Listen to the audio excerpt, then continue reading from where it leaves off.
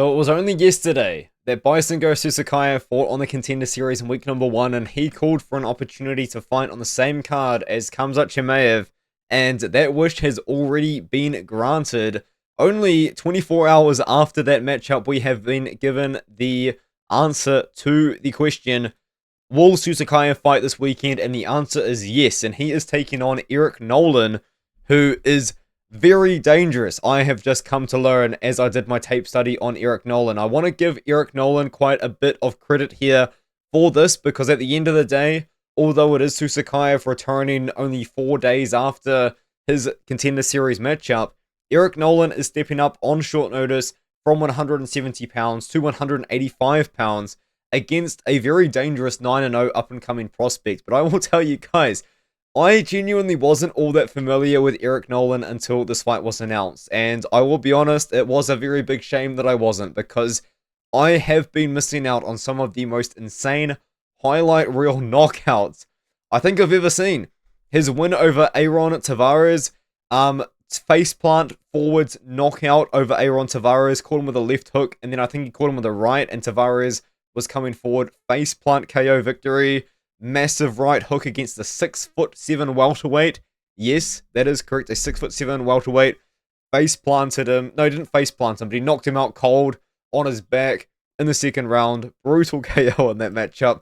And then he beat Blaine Richards, a guy that he had actually lost to in the past, with a left hook counter, one punch knockout again. So this guy is on a 3-fight highlight streak, definitely deserving of the opportunity in my opinion. And you will notice something actually as well. If you scroll down a little bit, he actually does have a loss to Ty Miller, who is in the UFC right now. He actually won on the Contender Series the same week that Baysangur Susurkaev did, and also got a contract as well. So maybe we see a rematch between those two at some point in Eric Nolan's career. But I want to talk about this one, though, because I think this might be like a situation where Baysangur Susurkaev could potentially win this one quickly and then want to fight again. I actually think that we might be kind of looking at a second coming of Khamzat Chimaev. When Chimaev came into the UFC and he looked really good and he was taking no damage in his fights, he was fighting over and over and over again. It was kind of a ridiculous sort of turnout that he kept on making.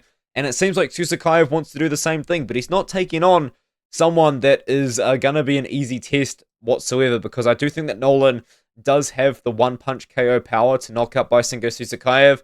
I just think that there is going to be difficulty for him to land that, because the way that Baysangur Susurkaev fights is, I do genuinely kind of see Israel Adesanya in his game. He was listed at 6 foot. Now the UFC have measured him to be 6'2", so I guess we're going to find out how tall he is compared to Nolan. But Susurkaev, he does remind me of Izzy. Genuinely, when I say that. He fights from range, he throws his kicks from range, mostly to the legs, to the body as well, and he is very patient in there.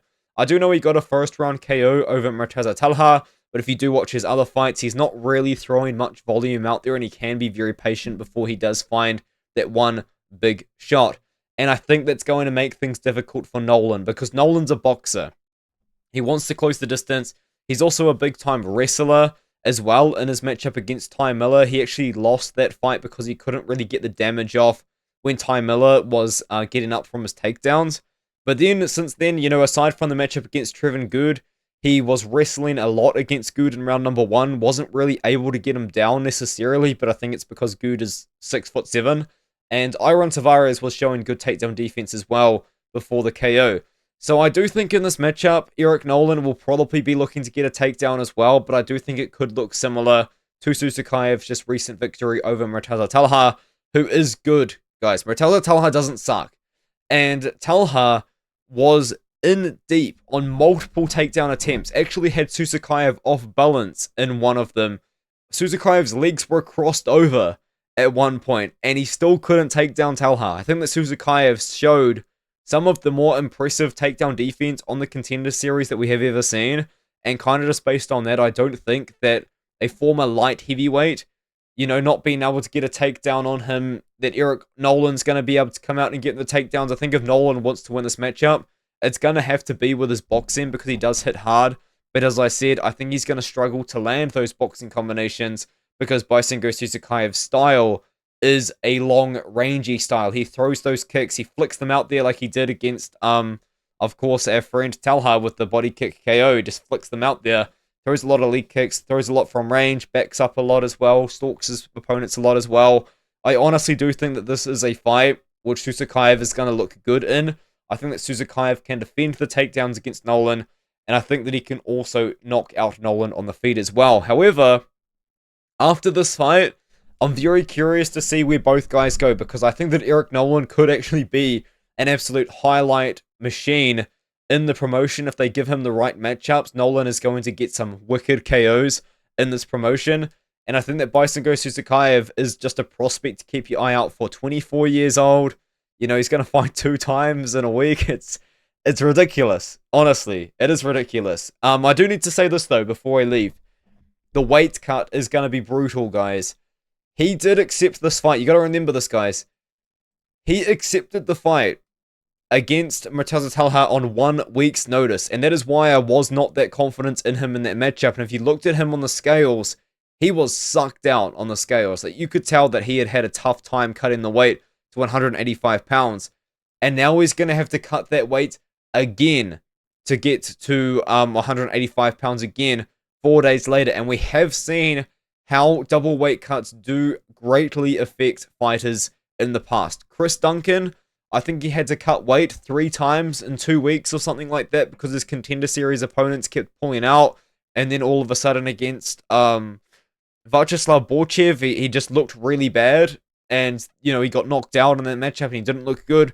Jack Della Maddalena had to cut weight multiple times over multiple weeks, and then fought against Basil Hafez, had a bad performance. So we have seen that these short notice turnaround weight cuts can be brutal. I mean, even like a pretty recent example as well of a guy that was active as Susurkaev is. I'm trying to think of his name. He was from Portugal.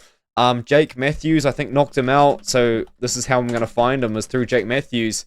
And eventually, I think that all of that, Andre Fialho was fighting very, very regularly. Like, look at this activity from this guy in 2022. It was ridiculous. And even in 2021, outside of the UFC, he was fighting all of the time.